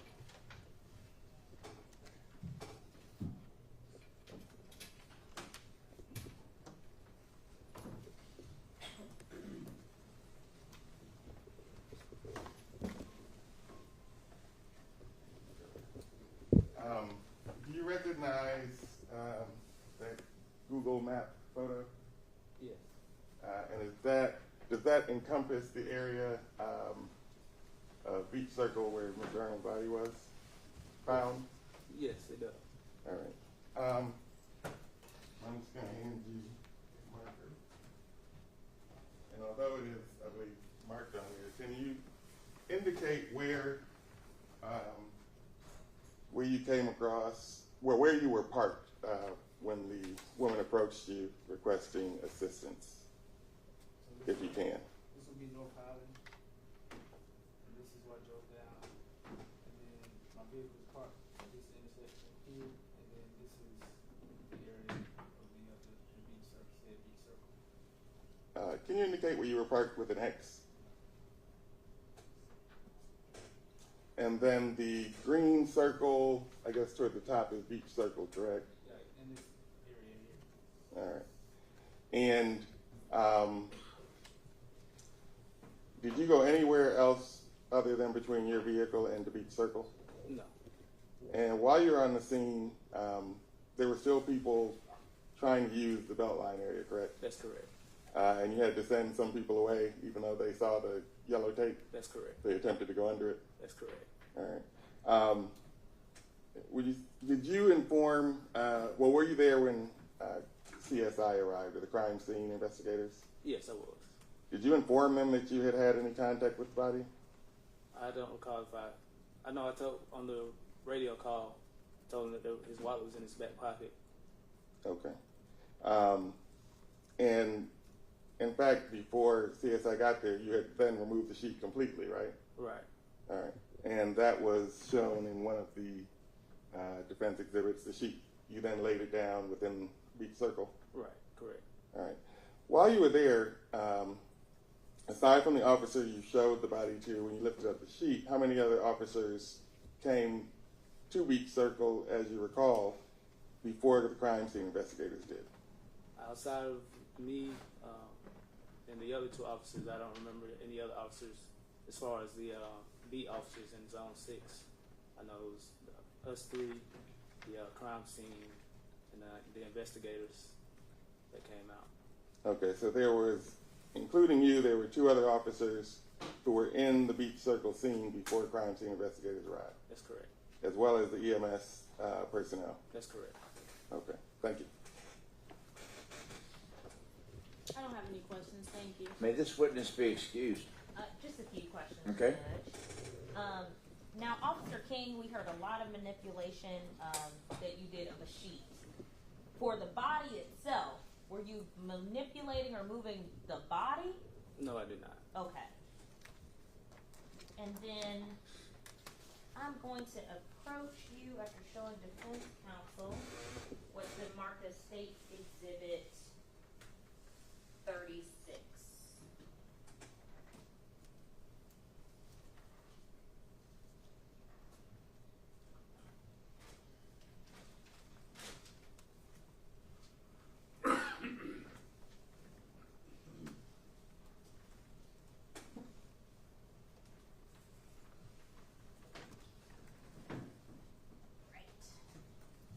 I'm going to approach you with State Exhibit 36. Just take a look, let me know if you recognize State Exhibit 36. Yes, I do. Okay. And how do you recognize it? That's the body of, what's the ID of the victim? Okay. And is the victim also depicted in State's Exhibit 36? Yes, he is. Okay. At this time, Your Honor, the State would tender State's Exhibit 36. No objection. No objection, Your Honor. So admitted, you may publish. And looking at State's Exhibit 36 on the screen in front of you, were you able to get an identification of the deceased male? Yes, I was. And what name was tied to that deceased male? Thomas Allen Arnold. And was there a date of birth? Date of birth is October 29th, 1961. Thank you. No further questions. Your Honor, one of the jurors raising your hand. Yes. I can't see that screen. Oh, the map's covering it up. All right, please, let's move that. Thank you for pointing that out. We appreciate your attention to detail. I'll also republish State's Exhibit 36. I apologize. It's not that strict. All right, fair enough. Y'all are my bosses.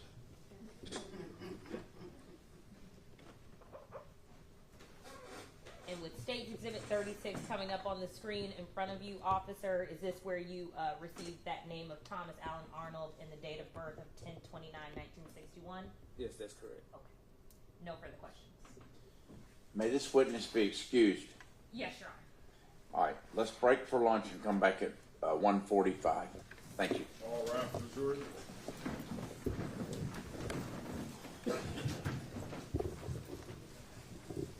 Recording stopped.